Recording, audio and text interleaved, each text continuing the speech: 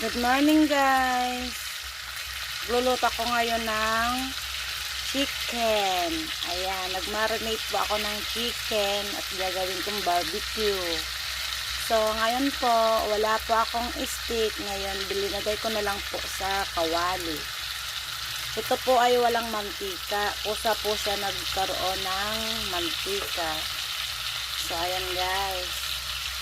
Down po ng aking anak papasok sa school. Ayan. Instead na may stick, di ko na po siya linagyan ng stick. Ayan.